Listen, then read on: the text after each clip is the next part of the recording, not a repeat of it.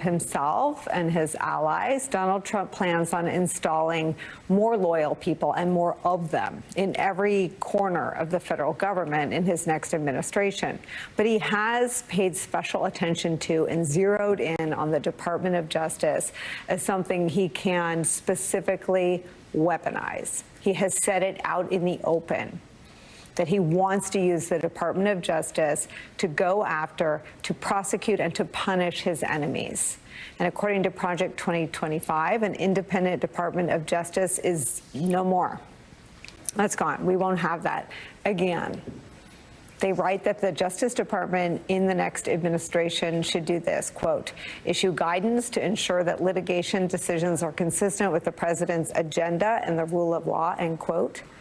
There's the Supreme Court, a usual check on the executive branch, which this summer showed it believes that this president is immune from prosecution for all official acts. And Special Counsel Jack Smith, who for the past year and a half has investigated and then indicted the ex-president over his role on January 6th and his mishandling of classified documents, including national defense information, is now moving to wind down both of those federal cases before they ever see the inside of a courtroom.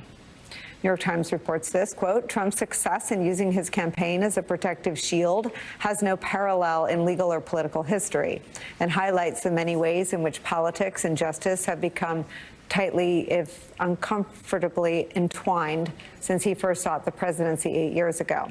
What happens to the rule of law in America is where we begin with some of our favorite experts and friends. Former top official at the Department of Justice, MSNBC legal analyst Andrew Weissman is here, plus staff writer for The Atlantic and author of Autocracy, Inc., and Applebaum is here. Thank you to both of you. Andrew, your thoughts on any and all of this? Well, I think that you are absolutely right to highlight this. We do have what happened in the first presidency in terms of the rule of law, and I think there's no reason to think that it's going to be any better.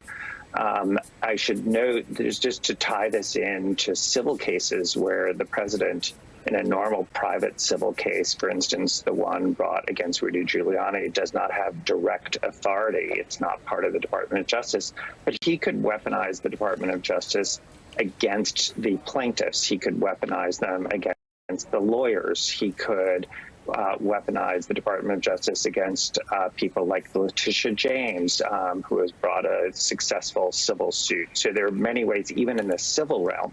But in the criminal realm, we're already seeing it with this idea of a drumbeat of going after people like Liz Cheney, where there's no factual predicate for it, but the White House does have control over the Department of Justice.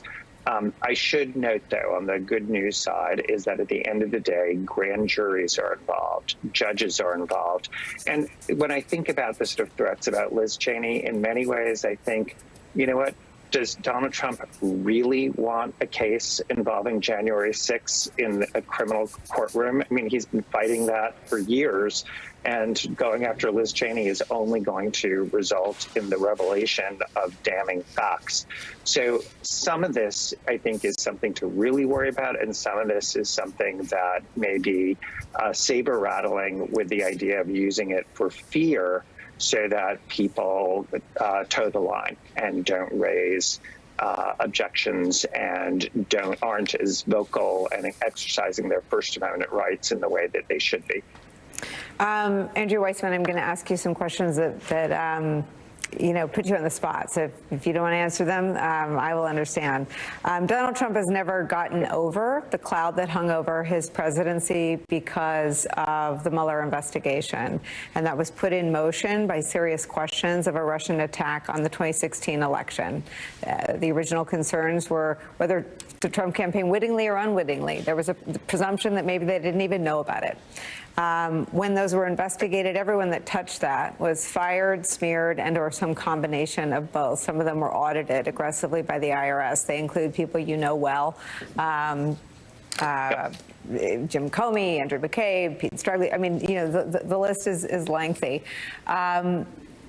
None of that will happen. If there's a question about something that a foreign adversary does and it touches Donald Trump, There's no mechanism to investigate him if he controls the Department of Justice and the FBI. Donald Trump will probably never be impeached again. The Republicans, at least for the first 2 years, control everything. And the Supreme Court has given him absolute immunity. With that articulated, let me just play what he said he plans to do with all that power. What they've done is they've released the genie out of the box. You know, when you're president and you've done a good job and you're popular, you don't go after them so you can win an election. They've done indictments in order to win an election. They call it weaponization. And the people aren't going to stand for it. But yeah, they have done something that allows the next party. I mean, if I happen to be president and I see somebody who's doing well and beating me very badly, I say, go down and indict them. Mostly what that would be, you know, they would be out of business. They'd be out of the election. It's just a little incoherent, but saying out loud that he plans to use the department as he sees fit to go out and get them. What should the country be prepared for, and what, if anything, should DOJ be prepared to be asked to do at his direction? Well, first of all, for the people at the Department of Justice, their oath of office is going to be what has to guide them.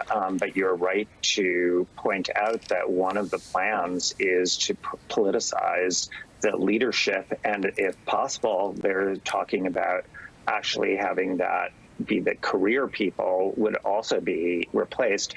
And so that you won't have the people who will simply refuse to take action based on their oath of office, as we saw in connection with the effort to overthrow the will of the people that culminated in January 6th.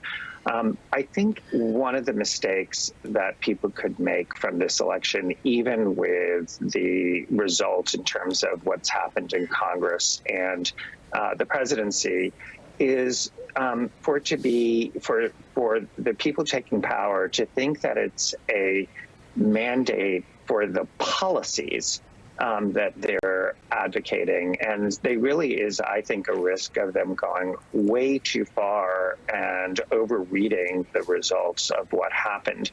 You can see that, for instance, just in terms of reproductive rights.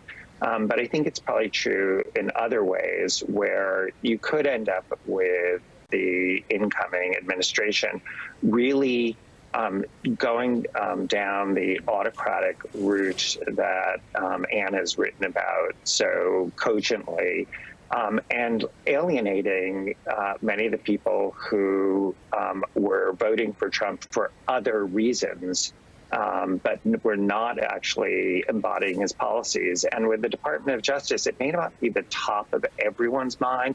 Obviously, for people like me, for lawyers, for people who've been in the department, I view it as a cornerstone of our democracy, and as something that autocratic regimes, it's one of the first things that you go after to be able to take sort of, exclusive and reclusive authority and to chill any sort of opposition to what you're doing. But I do think there really is a heightened risk here in overreading the results of the election. And we know from reporting that he tried in a first term, even with people like Mr. Donahue and for a while, Andrew Weissman and Jim Comey and Andrew McCabe and others at the department and at the FBI. He sought to weaponize it against John Kerry. He sought to weaponize it against Hillary Clinton, against Jim Comey. He used the IRS to aggressively audit other adversaries. I mean, we know that one of his first calls already as president-elect has been with Viktor Orban. What might he be importing here from autocrats like Orban? Firstly, I think it's really important to look hard at the way we use the word guardrail. We use it to imply that there's a physical thing, that would constrain the president or constrain anybody in power or prevent them from doing bad things. Guardrails are often people. And if you are able to change the people, and in the case of Trump, he's spoken of, obviously he gets to decide who runs all of his departments, but he's also spoken, and the Project 2025 speaks of changing civil servants as well. In other words, people who take oaths to the Constitution and to the rule of law and not to a particular president. And he would then, by doing so, remove the obstacle within the institution to him doing things that are illegal or are anyway not in the spirit of the Constitution.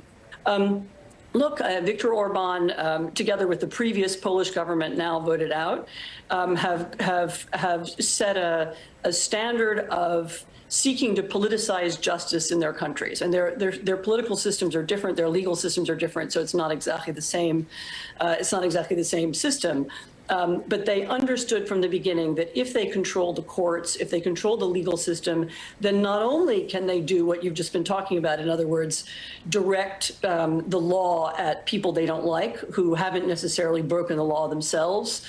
You can harass people, you can waste their time, you can silence them, and you can scare them by using the law against them in that way.